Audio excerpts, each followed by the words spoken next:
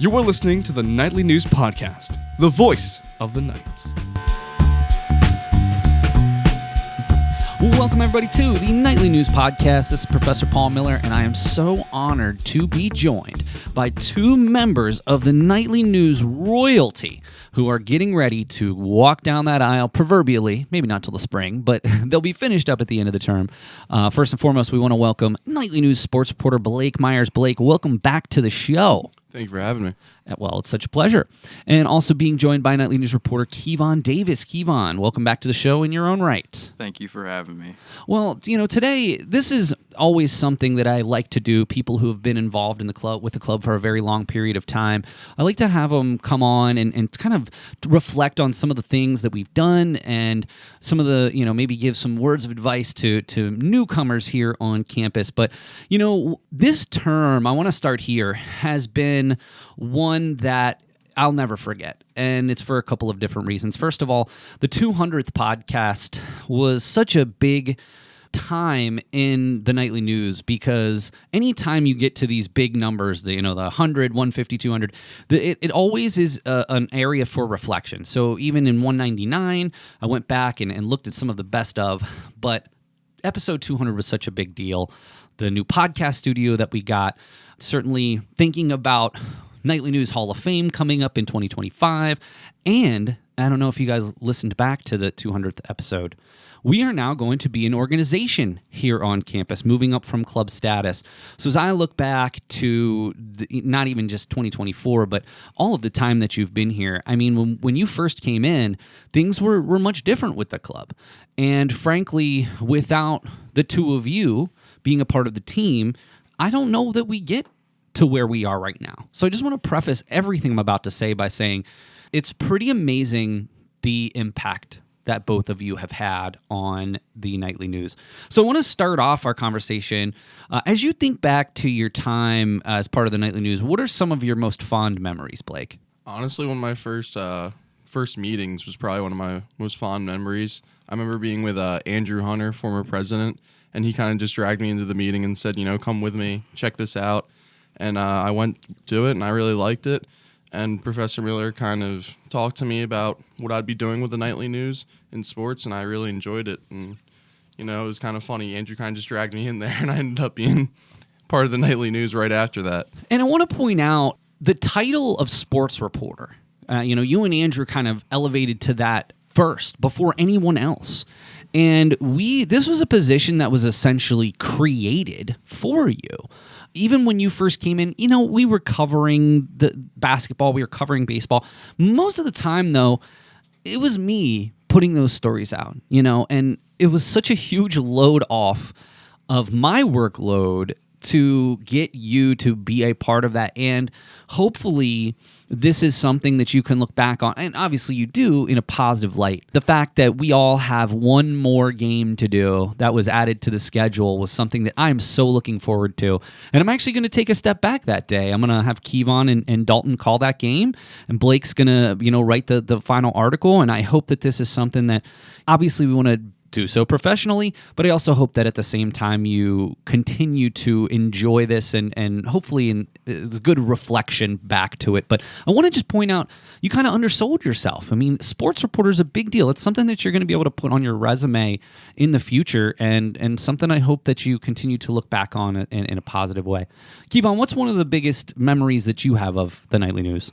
I remember being in our media writing class, and me and Dalton actually, that's where we introduced each other, and we found out that day that we both want to do broadcasting and working with sports. And then we talked to you, and we came to the Nightly News meeting, and that's when you brought up the opportunity of doing that because Brian and Tyler had just finished and they were gone. So we were able to step up and been doing that ever since 2021, and it's been a great time. So you started 2021.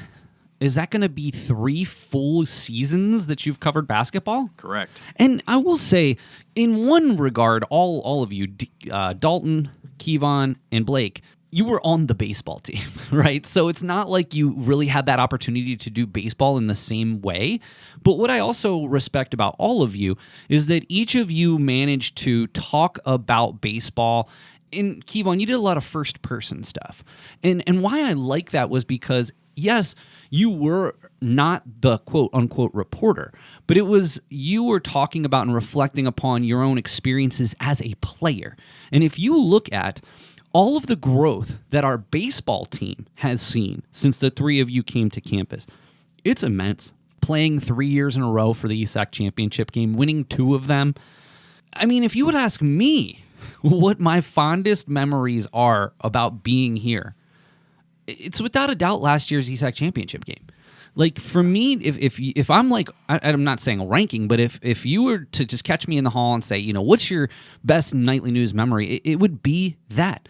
It would be that opportunity that I had with Steve Hassinger to call what frankly is probably one of the best just baseball games, period. Lead changes, walk-off hits. I mean, it was such an exciting and dramatic game that I have gone back and watched that game, I can't tell you, at least a half a dozen times, start to finish, because you get to a point when you're in it and when you're calling the game, you're almost part of the game. And it's so nice to kind of sit back and take a look at what it was like. But of course, I give you a ton of credit along with Dalton. You weren't here more than a few weeks, and you step right into production and ultimately got to do some commentary as well. Look, what we have managed to do over these last 3 years, it couldn't have been done without you guys. And I just want to make it very clear that one door closes, another opens. We had Tyler and Brian move on. There was an opportunity. You stepped into that opportunity. Well, unfortunately, you guys are moving on. Who's the next people that are going to step up? And that's the question that, the nightly news is going to have to answer. But there are opportunities anywhere and everywhere. And you need to be able to find those opportunities when they arise. So one of the things that I wanted to have a chance to chat about with you guys is, obviously it is great to put some of this stuff on your resume and your portfolio, things like that. But one of the best things about joining clubs, organizations, getting involved on campus is the people who you meet and the network that you create. So, obviously I know a lot of the people were friends to you coming into this. But as you look back, who were some of the people, and this could be faculty, staff, or students, who really impacted your journey here at Central Penn and you believe are going to impact your future journey down the line, Blake? Honestly, one teacher I could say impacted my journey was from the very beginning was Susan Black. She honestly told me to try to join the nightly news. She advocates heavily for students joining the nightly news as a communications professor. I only had her, I think, 3 times for class, which is actually more than average now I'm thinking about it. But, she always pushed, joining the nightly news and, emphasized how important the community was. And I think, too, in a sense, I just read a really interesting article in Inside Higher Ed, and it had to do with students and mentorship from professors. And I think a lot of times, I don't want to say a lot of times, I think sometimes students and professors might have a contentious relationship, right? We demand a lot, we ask for a lot, and then sometimes maybe if it doesn't quite go the way we want, we maybe just think that the professors are just giving us a hard time. Or what we really are hoping for is for people who want to be educated, for people who want to have a mentorship with people. And I feel that I've had that opportunity with the 3 of you is not only just providing you with advising, like, hey, take these classes, but it really gets to the point about halfway through. It's like, okay, what's the next step?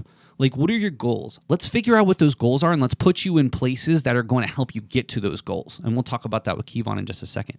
Professor Black, one of my best friends. I got to be honest. She's fantastic, and we're so honored to have her here at Central Penn as a faculty member.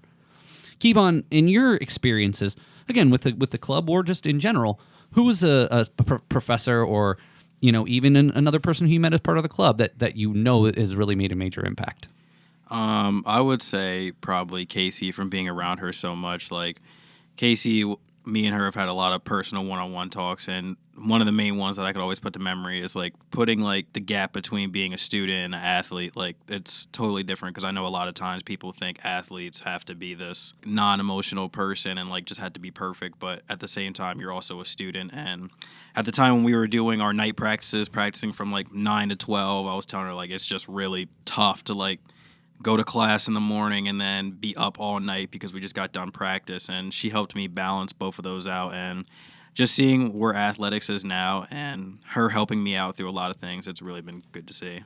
And you worked with Casey much more so than the average student worker did. So if you want to explain that to everyone.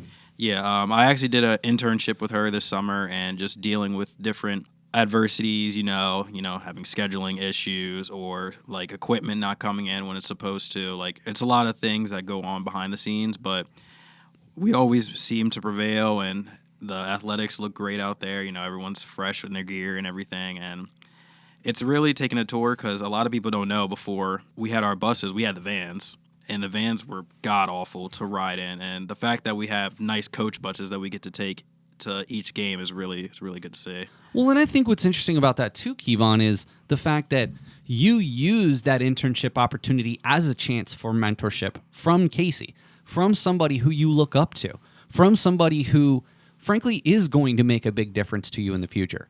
And what I mean by that is, maybe it's not necessarily Casey that opens the next door for you, and we can talk about what that next chapter is for you here in just a little bit, but it's somebody who that you can lean on. 5 years from now, you can always reach out to Casey about maybe a problem that you're having, and she might be able to give you some advice. Or maybe she introduces you to somebody that might provide that next career opportunity. And to me, I think that this is more what college is about. Yes, we need to learn the skills. We need to do the classwork. But at the same time, part of being in a place like this is having a network. And so, of course, Casey, Professor Black, both really respect both of you. I mean, there's no question about that. But even myself, I would certainly hope that we stay in touch. And I would certainly hope that if there's ever anything I can do for you, or you need from me, or even just to talk, that that I'm always going to be here for you no matter what. And so I think that's what I would simply say is, for any of these students out there listening, keep in mind that we want this. We want to have the ability to impact people's lives. And frankly, I think that's why we do this job. And so a lot of students just don't take us up on that. And both of you have managed to make really positive impressions on a number of people here around campus. And now you have a network. A lot of people don't even understand what that even means, but you're illustrating it, right? You've made good impressions on people. You've done great work. You've been involved on campus. You've gotten to know people, and now those people are always going to be there for you for the rest of your lives. And unfortunately, I think a lot of students leave college and don't really ever have that happen to them. So just something that I wanted to point out. Really good article in Inside Higher Ed if you have a chance to take a look at that. Well, one of the things that I want to just say before we kind of go into what's next is I want to give you a special thanks, both of you. And of course, we'll have Dalton on when he's getting a little bit closer to the end. But what you have managed to do, both of you, in addition to taking full-time classes, in addition to playing sports, you have managed to now be a role model for others. This term, we had our sports broadcasting class, and both of you were integral in onboarding our potential new team. And so I want to just ask you what it was like at that game to, instead of being the person that's doing this now, guiding the next person. Blake, what was it like for you to sort of be in that circumstance? Yeah, just to shadow someone and show them, what I've been doing over the past couple of years, talking to Coach King before the games, getting the right questions before, making sure, you have the right game notes ready. I don't know, it was certainly interesting to watch rather than just be doing it myself. But, I think Hannah or whoever else is going to be doing it's going to do a really good job, because Hannah did a great job when she did it. And I want to point out, too, we actually had a class session, much like we did when you guys were in the class, about this situation, except for the fact that when we did it, you didn't have necessarily somebody to look to outside of, me, who had been doing the stories. Hannah really appreciated everything and all the time that you spent, not only just there, but you had some correspondence prior to that too. And she had said that most of the reason that she was successful in that situation was because of you and because of how willing you were to answer questions, even the most basic ones, show her what to do, introduce her to the coach. and just walk her through and made her more comfortable. Because I'm sure you guys can imagine, like, the first time you do something like this, it's nerve-wracking. You know what I mean? So Noah Lopez, who's also our student worker, you hear him on the podcast a lot, he shadowed with you. And so tell me a little bit more about that experience and what it was like to pass the baton, if you will. It was different, being just watching someone else do the recording on the iPad, and it was really successful. He had a couple of questions, but I just kept it real simple with him, like just record, and then wherever the ball goes, you go, and then if it's like at the end of the quarter or a timeout, just pop the score up really quick because it's too fast of a game for you to be constantly trying to upgrade and update the score. So, but Noah did a really good job, and I think he'll be good in the future for the basketball team production. And I just want to bring this all around too. And of course, Noah said the same thing, and he couldn't have done it without you because I didn't really have that opportunity to really walk through all the nuances of everything. That game, it was the first game. Obviously, we had a couple small issues that we've since fixed, but you guys being willing to help and educate. And I wish we had a little bit more of an opportunity to do that. They won't be at the last game that we're at. It's just going to be us as sort of a final send-off. But you guys don't have any idea how important that was to them. Which leads me back to something that I've said to you guys before. Leadership isn't always something that people necessarily seek out to do. But both of you, not only just with the club, but with the baseball team as well, by being there for multiple seasons, you became leaders in a certain respect, whether you wanted to be or not. Because you've been there, you help set the culture.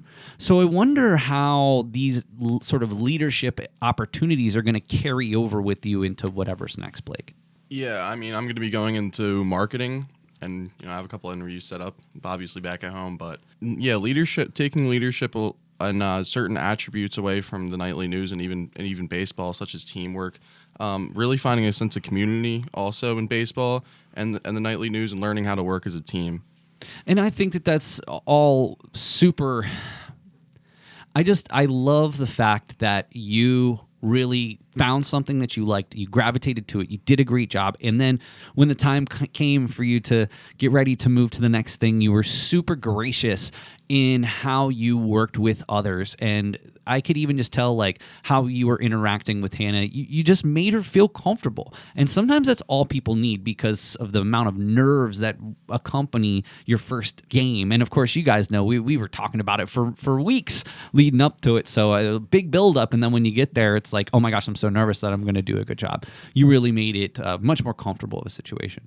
Same question, Kevon. In terms of not only just the nightly news, but with baseball as well, what was it like to sort of evolve into a leader as you became a senior, especially this last season? It took a lot. At first it takes a lot to mature that quick and to understand that you have younger guys now that you have to be able to watch and then tell them the things that you see that they're doing wrong that you used to do. Thankfully, I had a really good leader. Shout out to Colby Edwards. Colby Edwards was a really good leader for me. He would tell me, like, you got to do this, that, just keep your head low because, you're on the baseball team. Whenever you're going out, you're representing the team. So he was a really good leader for me. And then I just try and pass it on to the younger guys and just tell them that, like, the academics come first because you have to be eligible enough to make it to March first before anything. So just letting them know that and then being able to apply that to any job I go to, I'll definitely hold that forever. And I'll just leave you with this before we talk about what's next for you guys. Your ability to evolve into leaders is going to serve you so well in the future because after you get over being the new guy at your whatever comes next, you're going to be the person who is there and helps to onboard new people. I just want you to remember what it was like for you to be in your first nightly news meeting or your first baseball practice and what it was like the last one and how simply showing up, working hard, being a strong voice, how much that improved the morale of your team and really helped to bring along these new people. So I want you to keep that in mind.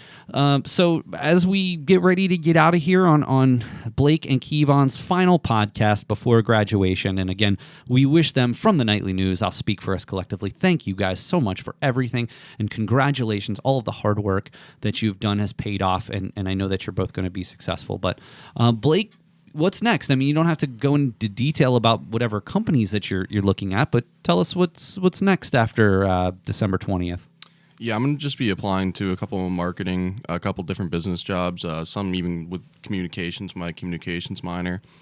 And yeah, just hopefully to get a job right after New Year's. That's good, and it's a challenging time to start applying for work, but usually first of the year things loosen up a little bit. Blake, all I can tell you is if there's ever anything I can do to help assist you with whatever's next, please let me know. Kevon, you've got something a little bit more firm. Tell us about your position. I actually just got hired not that long ago for the group event associate at the Senators, so I'll be working 9 to 4 every day, trying to get ticket holders, calling people, doing cold calls, and then I have my own cubicle that I'll be working in, and then during the season, I'll just be doing the typical game day stuff, like whatever they need me to do. And after that, hopefully do that for a couple of years, gain experience, and then try and move up to like a major league organization. Guess what? You've done everything that you can possibly do to put yourself in that position. You've covered sports, you've played sports, you've interned in sports, and now you've got your first opportunity.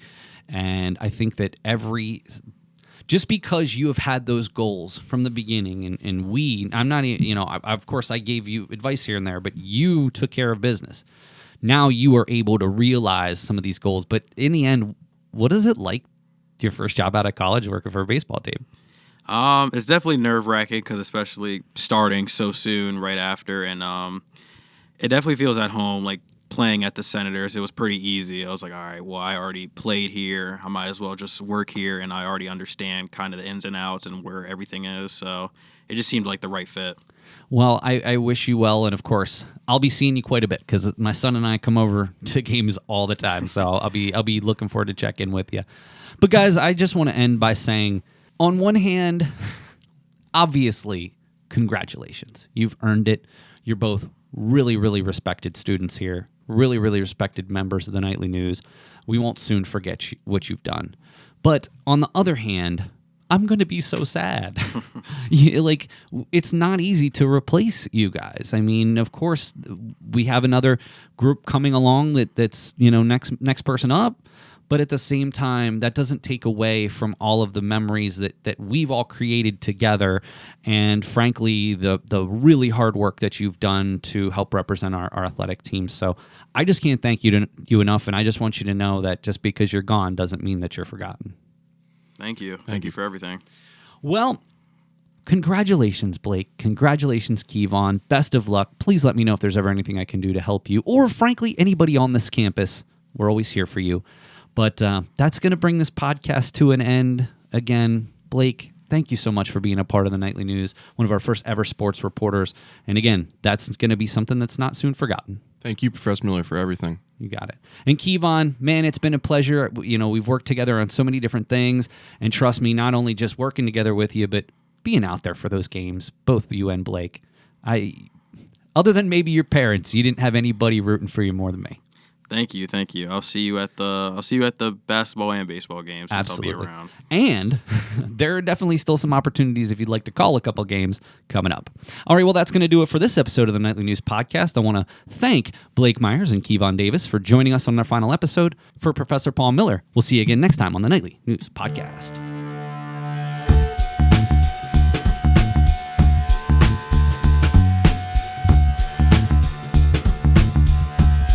This is Dalton Kohler, co-president of Nightly News Media Club and broadcaster for the basketball games. You are listening to the Nightly News Podcast.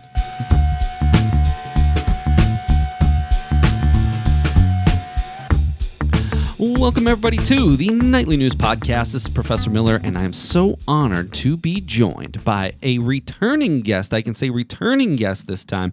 I want to welcome today the Associate Vice President of Student Success, Dr. Erika Wilkinson. Dr. Wilkinson, thank you so much for joining us. And I can honestly say, and it's something that every time I talk to you about this, that we reminisce about, how much nicer it is in the new podcast studio. It is certainly much more, let's just say, temperature controlled than the previous one before we got into our new space. So we really, really appreciate you being here in a cooler room than last time. I appreciate the invite back. I enjoyed my first session and getting to share some of the things we were doing, and was very honored you invited me back for this term.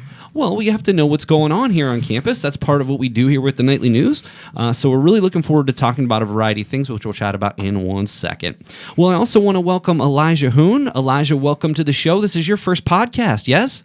Yes, it is. I am from the West Shore Connect program. This is my very first year, and my very first couple of months. It's been going well. I'm at Nightly News, and all the teachers are definitely helping me and the other students out. It's been going. It's great. It's great. One thing too, Elijah, you turned in your first story recently. We're going to have that up on the Nightly News website here soon, so that'll be your first article as well. You've really hit the ground running here in your first term with Central Penn College. Yes, like I said, it's going great, and I really hope the next couple of months are even better. Well, we personally are going to do everything we can with the Nightly News, but I'm really glad that you're enjoying your time here, and it's a wonderful program that we have been big time advocates for during the time that West Shore Connect has been here. So we appreciate you being here, and stay tuned. Elijah's going to have some comments here about some of the programming that we're talking about. Well, today what we want to do with Dr. Wilkinson is discuss the Bridge to Success and Knights Roundtable programming that has been going on here on campus during the fall term. Of course, we had you on last term over the summertime to talk about sort of this pilot program, but now we're going to have a chance to talk as we come close to the end of the term here about some of the successes of these two other initiatives that you're working with. So let's first start off with the Bridge to Success. As in our pre-show meeting, we talked a little bit more about it, and just generally speaking, this is what we call a co-curricular opportunity for students. Do you just, for somebody that might be new to that terminology, Dr. Wilkinson, do you want to explain what co-curricular means and maybe how it functions with some of the courses that we have here on campus? Sure. Co-curricular planning means that I try to align the objectives and the outcomes of the events we plan to align with some of the objectives of some of the courses here at the college. As we know, the college tries to not only educate our students specifically to their majors, but then also help to develop them more holistically. So things like financial literacy comes into play, organization, time management. There's skills and functions that apply to all of the courses, but that faculty may only have a limited time to spend on it. And so we try to support those initiatives and those objectives through some of the planning we do in the Bridge to Success. One of the things that and this is a perfect sort of segue here, is one of the things that I've always done in my Com 101 class is I would do an informative speech as an example, as a model of what I'm expecting, but I would do it about financial literacy. And there are so many pieces and so many nuanced aspects of financial literacy that always, a lot of the students really took away a lot of benefits from it. Now, I was just sort of doing it as just a model, like this is what I'm expecting. But I always got some really good feedback, especially when I was talking about student loans and understanding like what your student loan payments are going to be, that it's really amazing how something like that can really have a lot of impact on students. One of the things that you have is you have a variety of things as part of this Bridge to Success program. Not only during registration week do you have a sort of a drop-in registration workshop, but you also do have external speakers who come to campus. Not only and anyone who's here on Summerdale, you know Jen Necrone from PSECU has done the financial literacy Bridge to Success, but also working with Gamma Beta Phi on things that they're doing too. So how do you put this schedule together of different activities in order so it kind of hits on a variety of different things? Sure. What we try to do is we have a topic each week. I try to alternate the days between Wednesday and Thursday, recognizing that some students are on campus different days, so it gives gives the most students the most opportunity to participate. We've used some data that we've gotten from surveys from students to find out which topics resonate a little bit more with them, also through attendance. So we always start with a welcome and a why, and President Federizi has been one of our speakers who's come to talk about her why, and I think it really helps students understand the culture for the college. We look at mental health in week 2 because we know that's a very important topic for our students, and we try to look at different areas of mental health. This term we looked at it in terms of relationships, not just romantic, but having a roommate now, and some of those dynamics can be very different. We look at academic. Obviously, we know that's an important piece of what our students are here for, and we find that a lot of our students are intrigued by the accelerated pace for which they can get their degree, but the practicality of it when they actually start classes becomes a little bit more challenging. And like we talked about this week, in week 3, we talked about time management and using a planner and being organized. So we try to take feedback from students, from faculty, from staff, and then we try to be just adaptive. And one of the things that was super fun this term, as many of us know, was our men's soccer team made it to the national tournament. And did very well. And they did. I mean, national runners-up. And I talked with a few of the soccer players, and, you know, obviously they were upset to get to the national championship game and fall short. But, I mean, my gosh, this is the first time we've ever been to nationals. To come in win, second? Yeah, to win 2 games. I mean, it was pretty incredible, especially with a walk-off goal in overtime by one of my students, Dylan Long. I mean, Yes. I can't wait to see him tomorrow to give him props for what he did. But no reason to hang their hats at all. I agree. And so as a college community, we wanted to celebrate that and celebrate them. And so we actually had to quickly adapt and adjust our calendar and postpone an alumni speaker we had to next term. And we adapted and we had a watch party and we got food and we invited faculty, staff, and students, and we live streamed it, and it was so fun, and it just brought our college together. So I'm always looking for ways to bring us together. You know, I recognize we're a relatively small school and we can't work in silos. We are more productive, we are stronger the more we work together. And Gamma Beta Phi does some really great things for our students and in their community. And so we try to do a community service project each term. And so this term we are supporting their bake sale for our Bridge to Success event tomorrow. And there's going to be a raffle. So people who come and purchase baked goods and support the program will get a ticket for a raffle and can win a CPC insulated mug and maybe some other goodies. Well, one of the things that I really appreciate about this, and is really because it is that idea of co-curricular. You know, for instance, you talked about the pace with which we move here at Central Penn, and that's always been one of the toughest things for me working with advising students, is that a lot of people that come here, they do want to finish as quickly as possible. And of course, I understand that.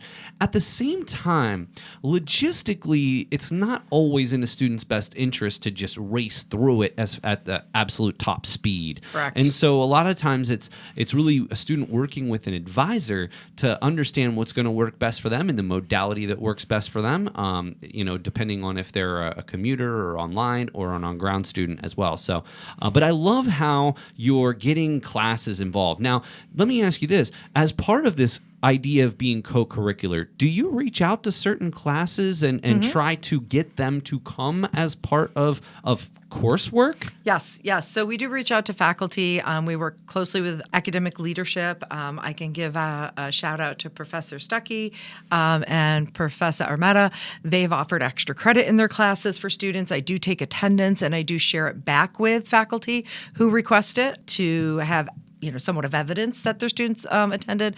We have a lot of our athletes who have to do their study hours, and they align their study hours with some of the Bridge to Success programs. So it's like a double win for them. And so, we don't want it to become something forced, but sometimes people do need that nudge. And so I'm not opposed to using a carrot to incentivize them, as we should say. One thing that I've actually done in recent years that I think has been really beneficial for my classes along these co-curricular lines is that if we are ever to miss a class, let's say a holiday, this term we've got the Thanksgiving holiday, or if I'm at a conference or at a doctor's appointment or I need a day off or something like that, what I've actually done is something that I call enrichment experiences. And this is where, now obviously we are asked to do, if we're not here, a Blackboard assignment, or if we're on vacation, or if we're miss a day, a Blackboard assignment. What I've found is a lot of students don't react really well to those, thinking it's just sort of busy work. So instead what I do is I give them an option of attending a few different events on campus. That's when I'm thinking co-curricular, right? For instance, one of the classes, instead of having a Thanksgiving holiday assignment, I had them go to the job fair last week because I can, in that particular case, connect some of my own course objectives to the objectives of career services. I envision this as something that people all around campus can integrate into their classes, especially those first year success classes, the Absolutely. CPC foundations, your communications 101, your English 101, the upfront classes that kind of acclimate people to college. So Dr. Wilkinson, I certainly hope that in future terms that you're able to see that stable of professors who are bringing their courses continue to expand. And I would love to talk with you about how I might be able to partner with you on some of these enrichment experience activities that I have for my classes to try to get some more people to come to this programming, because I really believe it's extremely valuable, and most importantly, it builds a community. I was just going to say that's one of the nicest outcomes from this is students who may not be in the same programs or necessarily the same classes come together and they connect in new and different ways, and they start to build their communities, and they start to recognize people on campus, and they start to feel like they're a part of something bigger, and it's been great to see. Well, I want to bring Elijah in here. Elijah, so one of the things that we talked about is that you have actually attended some of these events, specifically the one about organization and time management. I was just wondering, Elijah, if you can just share with us a little bit about what are some of the things that you learned, and what are some of the things that you might be able to share with other people. So there were some time management tips that were shared at the Bridge to Success meeting, the one Bridge to Success meeting that I was at in this past month in October. They had this Pomodoro technique, which requires you to choose a task that you want to work on, set a timer for 25 minutes, and work on it with no distractions. And then once the timer goes off, you could set that timer for 5 minutes, and then take a break. And then for rounds, you could take a longer break. I like that very much. Get tasks done. And the no distractions is the key.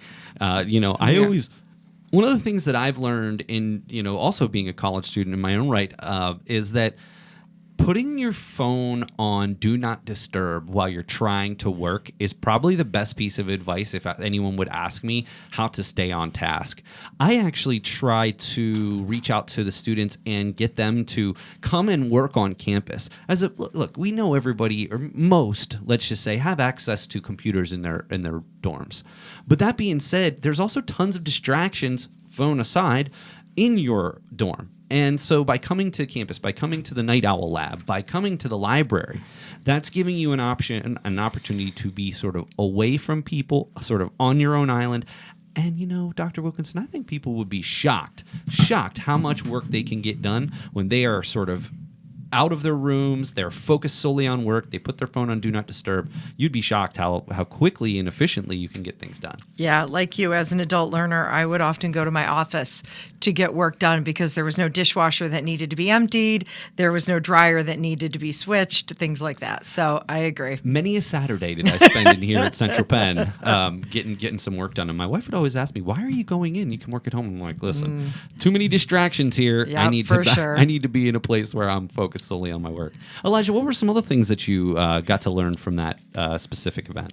So, of course, another great tip is to create daily to-do lists, and, of course, stay organized, and, of course, develop a daily schedule and a weekly one. Stick to that schedule, which would help us remember and stay focused. And I'll be totally honest, people look at my Outlook calendar and they think I'm crazy, because I'm to the point now where I've merged all. I used to have like, hey, this is stuff I'm doing, for enjoyment on my weekends. Here's my work schedule, and then here's like my work schedule in the evenings when I'm working on schoolwork.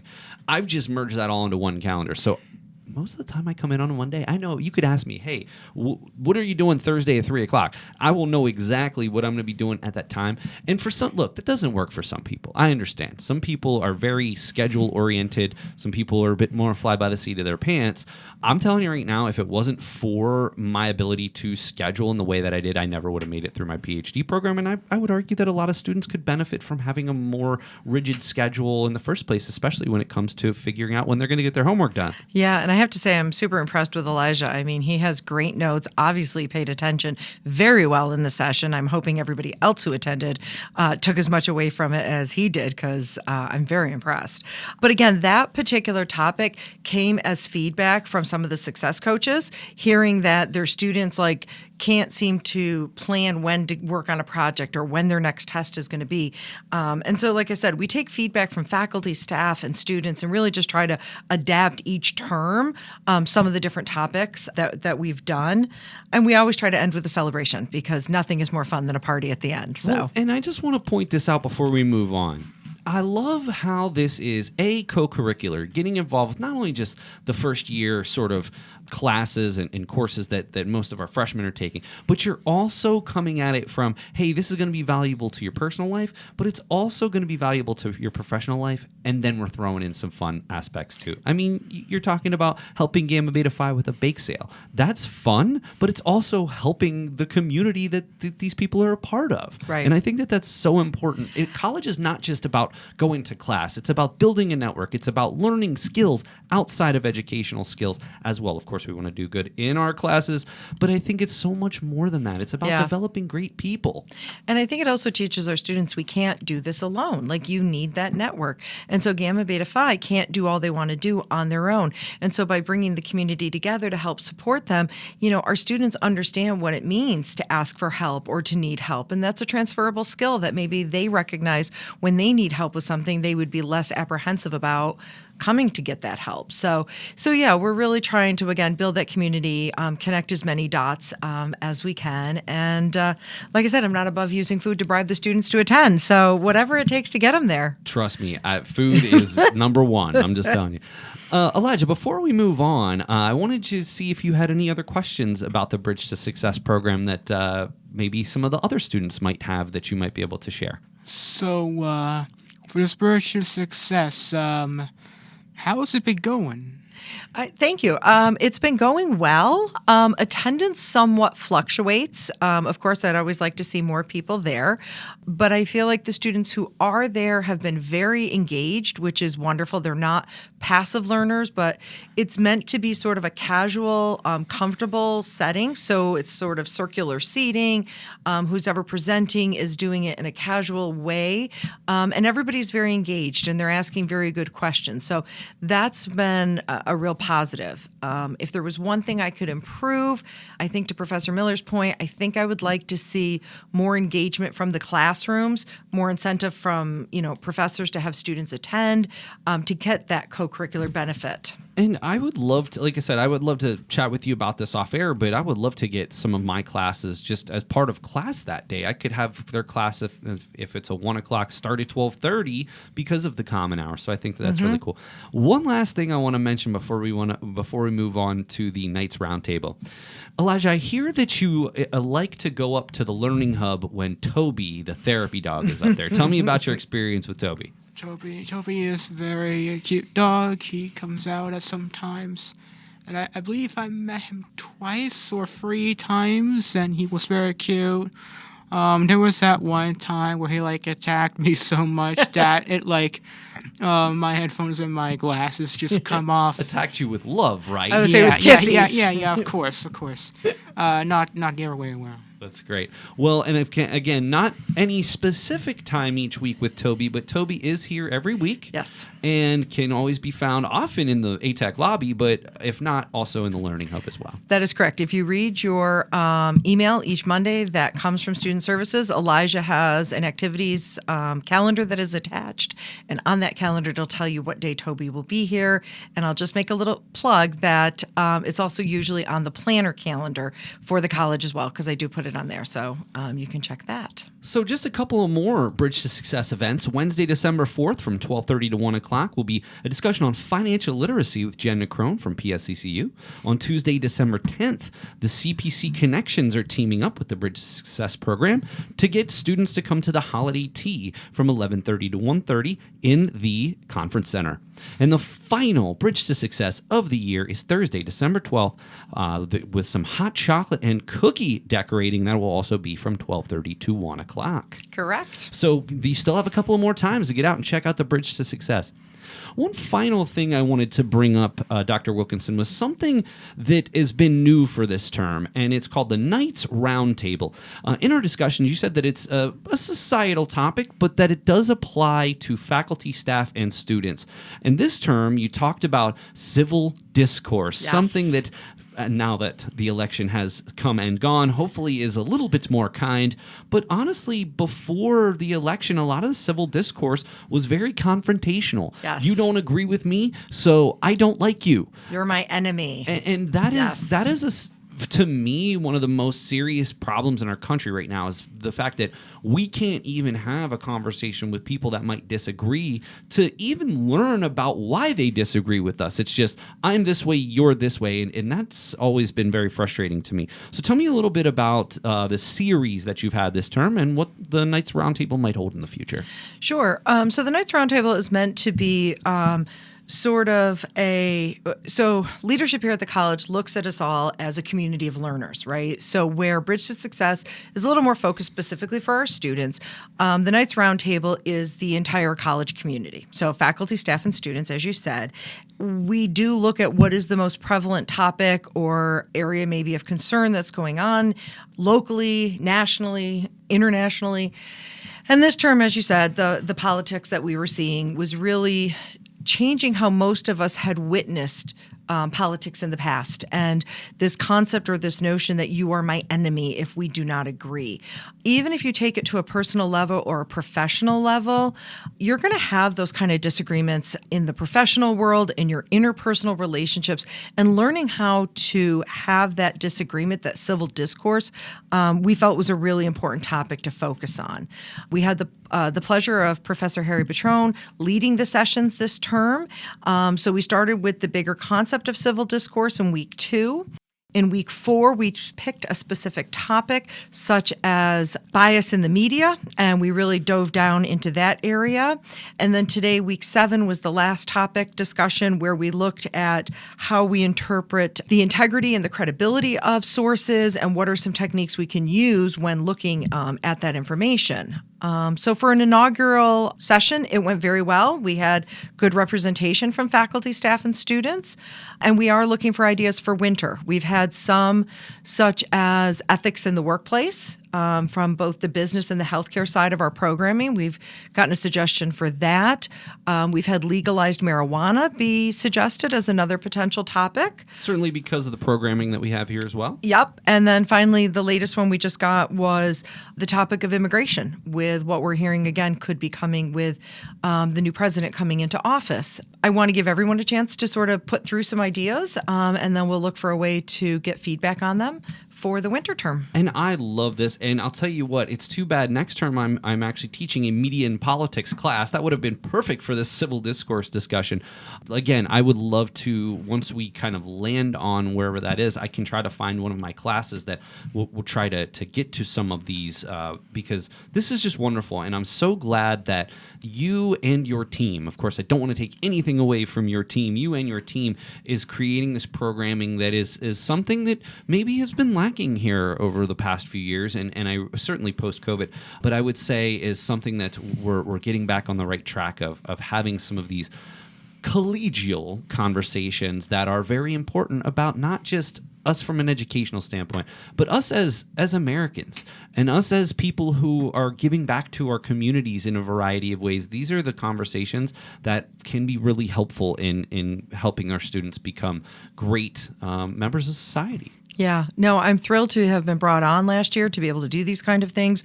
Much of this is Romeo's brainchild, but just at his leadership level, lacks the capacity to be able to initialize these types of things. So again, this is a big part of why I was brought on, to kind of create these opportunities for engagement and community within the college. Well, and I would love to, anything I possibly can do to get my own classes involved, but certainly if there's anything that you're ever doing that you would like some coverage from the nightly news, we would be happy.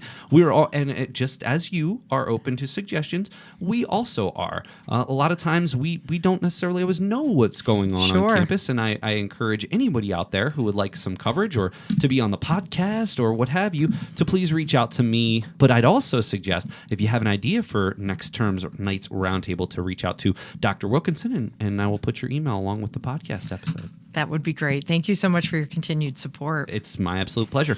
Well, Dr. Wilkinson, it's been a wonderful afternoon talking with you about both the Bridge to Success and the Knights Roundtable programs. These programs are going to continue into next term. Absolutely. So please just keep an eye out. And of course, make sure you check the events calendar every week for when you can see Toby, because Toby brightens the spirits of people here on the campus of Central Penn College. So again, Dr. Wilkinson, we appreciate everything, and we'll definitely have you back on in the future, see how things are going. I would love that. Thank you so much. And Elijah, thank you for being a continued supporter of the programming in the Hub. It's always good to see you and all your friends when you come join us. Yeah, thank you. And Elijah, thank you for really jumping headfirst into the nightly news, being a part of the West Shore Connect. You have some big shoes to fill, because Addie was such a wonderful member of what we did, and we really appreciate that you've jumped headfirst into this, and we hope that you're a wonderful member of the nightly news moving forward. So Elijah, thank you. See, this, you were a little nervous coming in today. This was easy, right? Yeah. It was pretty easy. Piece of cake, man. Yeah. Piece of cake. I am thinking about working on my next article, which might be about Valentine's Day. Oh, I like that. We are always, we love to do seasonal stuff, so I would love to hear more about that. We can chat about that in our next club meeting, my friend, okay? Yes. All right, listen, thank you all so much for joining us today. I want to give a big shout out to the Associate Vice President of Student Success, Dr. Erika Wilkinson. Dr. Wilkinson, as always, it's a pleasure. Thank you so much. It was great to be here. And thank you to West Shore Connect student and nightly news reporter Elijah Hoon. Elijah, looking forward to that first story going up, and love to have you back on a podcast in the future. Yeah, thank you. All right, that's going to do it for this episode of the Nightly News Podcast. For Dr. Erika Wilkinson and Elijah Hoon, this is Professor Paul Miller, and we'll see you again next time on the Nightly News Podcast.